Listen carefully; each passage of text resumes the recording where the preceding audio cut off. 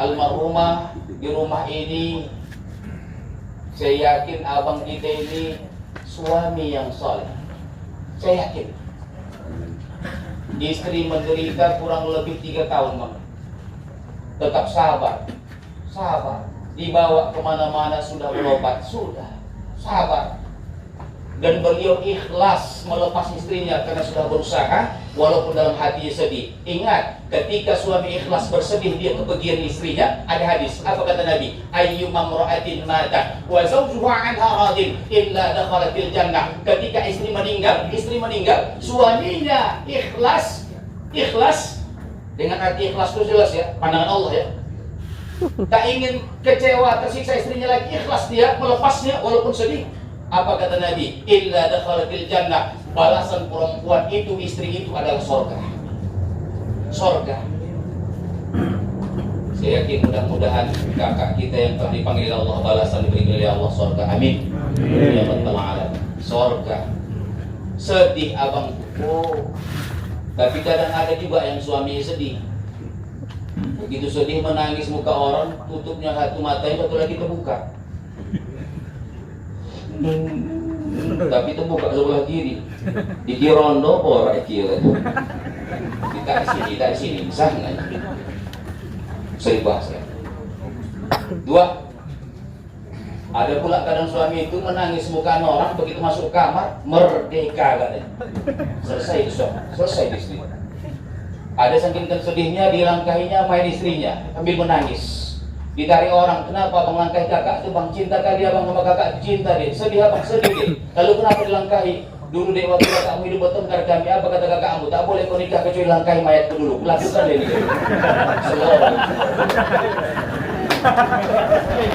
Aku tak mau sudah membuat ketawa di acara begini,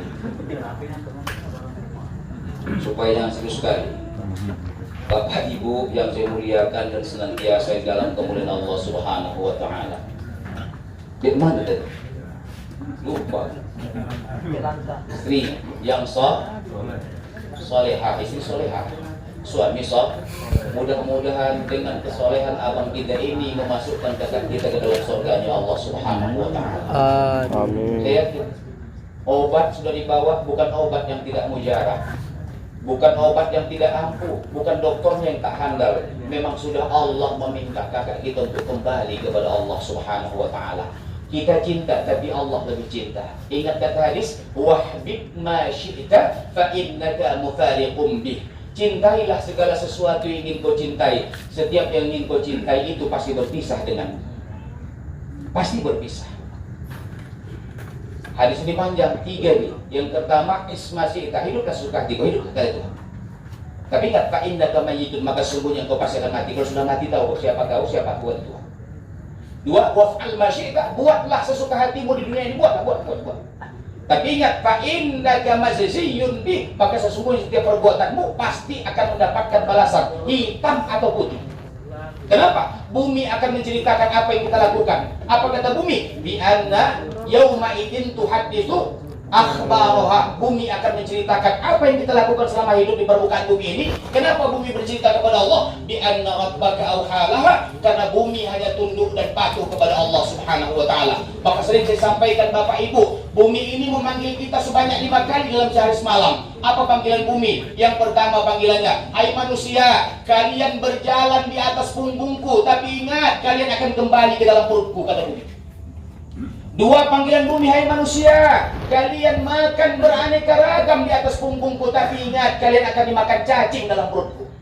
Yang ketiga, panggilan bumi, hai manusia, kalian tertawa di atas punggungku, tapi ingat kalian akan menangis dalam perutku. Yang keempat, panggilan bumi, hai manusia, kalian bersukaria di atas punggungku, tapi ingat kalian akan bersedih dalam perutku. Yang kelima, panggilan bumi, hai manusia, kalian melakukan dosa di atas punggungku, tapi ingat kalian akan mendapatkan siksa dalam perutku. Apa Ibu, bumi ini besok menjadi saksi terhadap apa yang kita lakukan.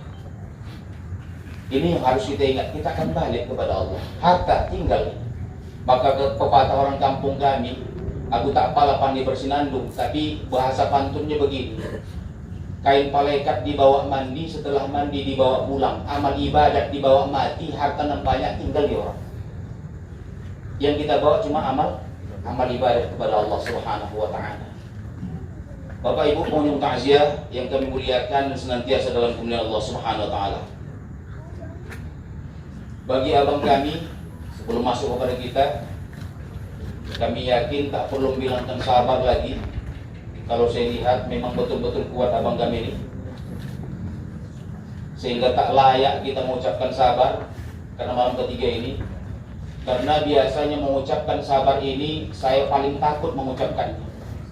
Kenapa? Saya sudah pernah kena mengenai mengucapkan sabar ini, padahal saya penceramah. Begitu saya mengisi di Angkatan Udara Auri, saya bilang kepada bapak itu, Pak, sabar ya Pak ya. Ibu itu memang dicintai Allah, lebih cinta Allah daripada bapak. Sabar Pak, kita milih Allah dan kembali kepada Allah. Siap aku ceramah dipanggilnya. Apa katanya? Buatan tak ustadznya mengalaminya ini. Kalau ustadz mengalami, tak lalu ustadz mencakapkannya ini, katanya bilang. Dia mau ketimbang ditembaknya rugi. Apa mau bilang? Makanya aku membilangkan orang sabar, aku tengok-tengok memang. Aku tengok abang kita ini memang kuat. Dan kami yakin ada hikmah di balik semua ini. Salah satu hikmahnya Allah perkuat iman beliau menghadapi istri, sehingga balasan istri beliau adalah surga yang diberikan oleh Allah Subhanahu wa taala. Bapak Ibu pengunjung takziah yang kami muliakan dan yang dimuliakan oleh Allah, yang kedua, bagaimana cara berbuat baik lagi sudah beribadah kepada Allah. Yang kedua, selalu mengingat bahwa kematian itu akan datang kepada kita. Persiapkan diri, persiapkan diri. Saya tidak mengajari Bapak Ibu seperti yang dari awal saya bilangkan tadi. Saya di mantan, awal itu mantan ketua partai di Kabupaten Labuan Batu sebelum pemekaran. 7 tahun aku tak pernah sujud dan tunduk kepada Allah, menengok sajadah itu benci. Beratku sekitar 110 kilo. Kalau hitam jangan lagi tanya muka, hitam kalah pantat kuali. Tak pernah sholat. Begitu jatuh sakit, baru ingin kembali kepada Allah. Jatuh sakit, baru ingin kembali kepada Allah. Maka obat yang paling ampuh adalah kalau mau sembuh, balik kepada Allah. Kenapa? Kalau ku tengok waktu itu orang yang sakit ini bawaannya gila. Siapa saja yang bilangkan di sini ada obat, pasti datangi. Yang penting sembuh. Sampai-sampai disuruh orang aku pergi ke dukun, aku anak pesantren, alumni IAIN, jurusan perbandingan mazhab. Selesai kuliah 2004-2005 ketua partai. Masuk kita tak pernah ceramah memang. Begitu sakit 2010 jatuh, sakit tak bangkit dapat tidur. Suruh orang datang ke dukun, datang aku ke dukun. Ku catat dukunku itu sampai 53 orang dukunku. Bervariasi sifatnya. Yang paling aneh dukun itu ku tengok cuma 3. Yang pertama ada dukun tuh begitu dikasihnya aku obat, makan obat ini, obat ini harganya 125, begitu dibuka tab botol obat ini, tercium ke dokter bayang mati. Kenapa? Rupanya obat ini baunya persis bau bedak mayat. Begitu dibuka, mati. Ini tak bohong ini. Sampai habis ku minum ini Bapak Ibu, begitu habis ku minum, mau ku beli ini, ku bacalah di mana jual ini. Begitu ku tengok rupanya expirednya sudah lewat. Untung aku tak lewat, ku bikin. Orang mau sehat bawaannya bodoh.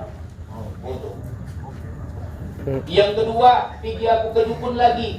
Apa katanya? Ini kau ini dihantam 3 orang dukunnya. Apa katanya? Yang dukun yang pertama laki-laki, dukun kedua laki-laki, dukun yang ketiga perempuan. Kutanya, kenapa ada perempuan Pak? Karena ada janda yang mau sama kau, kata bilang. Ini tak betul lagi ini. Ini betul apa ini? Yang ketiga yang lebih aneh, berobat setan yang balik. Saya tak sebutkan karena nenek saya di sana. Ku bilang sama nenek itu, "Nek, kawan kena kulit ke tempat bapak nih." Nenek yang tahu. Oke, dibawa laku sampai aku di belakang di dapur, dimatikannya lampu. Begitu dimatikannya lampu, ku tengoklah ada bara api. Di atas bara api itu ada kelewang panjang yang sudah dibakar jadi merah. Begitu ku tengok ada kelewang panjang sudah merah, dibakar bara api, masuk aku ke dalam. Ku bilang sama nenek itu, "Oh, Nek, tengokkan nenek ya aku ya, ada tahu dibunuh dukunnya aku bilang." Masuk aku lagi. Begitu baca mantra dia, suruhnya aku buka baju, ku baca mantra dia. Disuruhnya kujulurkan lidahku. Begitu ku keluarkan lidah, di dalamnya kelewang yang sudah merah tadi, ditaruhkannya ke lidahku, melepuh. Masuk macam kura-kura lagi gua. Lidah. Ini tak bohong ini. Habis itu taruhnya ke dada. Tidak. Tanyaannya, ada kurangnya? Belum, aku bilang, rupanya kalau dibilang belum dibakarnya lagi kerewang ini. Aku tak tahu. Ini fakta nih Bapak Ibu. Dibakar lagi, begitu dibakar, taruhnya ke lidahku, habis taruhnya ke lidah, ditaruhnya ke dada lagi. Ditanyanya ada kurangnya? Oh, kau mengakal-ngakali, aku lebih pintar, ini gue bikin. Ada kurangnya? Ada, aku bilang. Padahal belum. Aku kata, alhamdulillah dalam hati kau, alhamdulillah aku sampai hati lah kau bikin aku begini. Ini fakta ini. Habis itu dikasihnya aku makan bunga kantil, di situ aku baru tahu rupanya bunga kantil itu pahit, situ aku baru tahu. Untuk apa ini Pak? Untuk pagar katanya. Pagar apa? Pagar diri. Pak, aku pikir tak cukup rumah berpagar, badan pun berpagar. Jadi fakta. Maka masuk surah Yunus, Allah katakan dalam surah Yunus ayat 14, "Idza massal insanu durru da'ana li jambihi aw qa'idan aw qa'ima." Apabila manusia ditimpa kesusahan, kesulitan, di saat itulah dia akan berdoa meminta kepada kami, kata Allah Subhanahu wa taala. Apa yang terjadi? Duduk meminta, berdiri meminta, saat waktu berbaring pun meminta kepada Allah. Ya Allah, ya Tuhanku, sehatkan aku ya Allah. Kalau sehat aku ya Allah, melangkah aku ke masjid ya Allah. Ini doa orang sakit. Datang orang tak punya duit ya Allah. Udah lama lah kuasa aku bangkrut ya Allah. Tolong kasih aku harta ya Allah. Kalau ada harta ya Allah, bersedekah aku tuan yatim ya Allah. Doa orang bangkrut. Begitu dikasih harta, apa yang terjadi? Masukkah ke masjid? Apa nggak boleh dijawab? Kalau sudah dijawab, berimpakkah? Jangankan bersedekah sama anak yatim, menengok anak yatim pun tak mau. Nauzubillah, tsumma nauzubillah.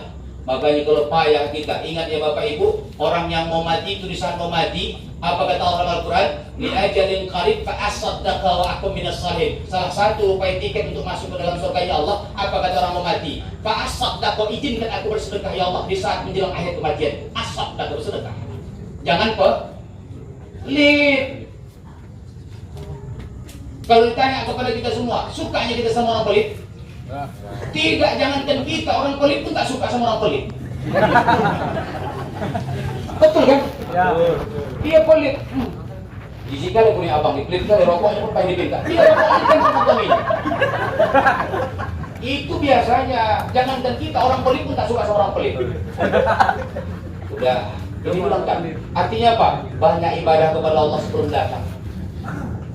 Yang terakhir, mudah-mudahan abang kami ini dengan kesabarannya seperti kata Allah dalam Al-Quran, "Yuwaffas sabirun ajrahum bighairi hisab." Allah balas dengan berlipat ganda. Mudah-mudahan dengan banyaknya orang yang hadir di malam hari ini,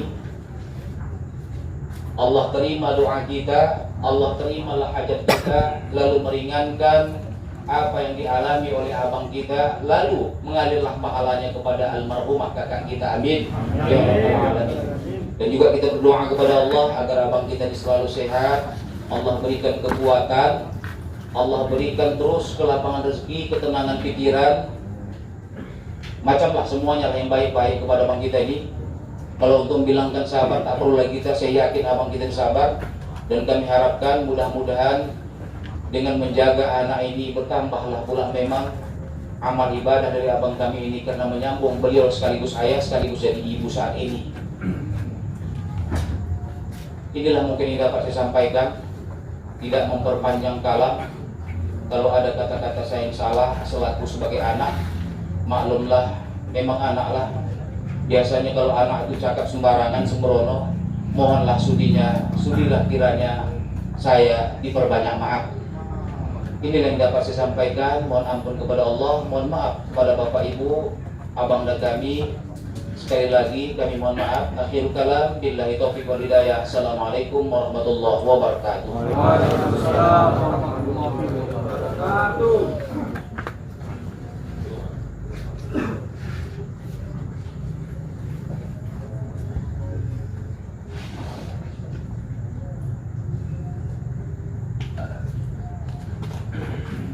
أعوذ بالله من الشيطان الرجيم. بسم الله الرحمن الرحيم. الحمد لله رب العالمين. الصلاة والسلام على أشرف الأنبياء والمرسلين وعلى آله وأصحابه أجمعين.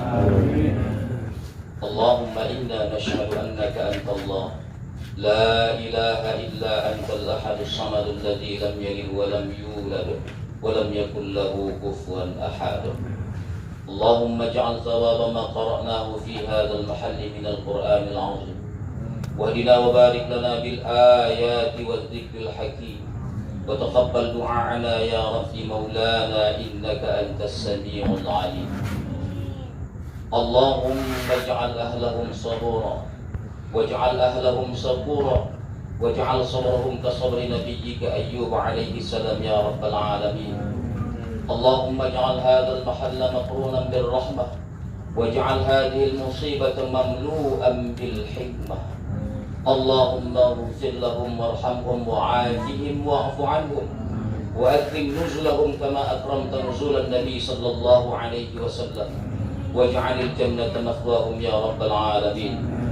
اللهم اجعل قبرهم روضة من رياض الجنة، ولا تجعل قبرهم حفرة من حفار النيران. اللهم اغفر لأهل القبور من المسلمين والمسلمات والمؤمنين والمؤمنات، واجعل في قبورهم الضياء والنور والفسحة والسرور والبهجة والحبور والمغفرة على أهل القبور. اللهم استجب دعاءنا يا الله، اقض حاجاتنا ومقصودنا يا رحمن، استجب دعاءنا يا رحيم، كما استجبت دعاء النبيين والمرسلين وأوليائك الصالحين المتقدمين والمتأخرين. صلى الله وسلم عليه، والحمد لله رب العالمين. تقبل الله منكم منا ومنكم.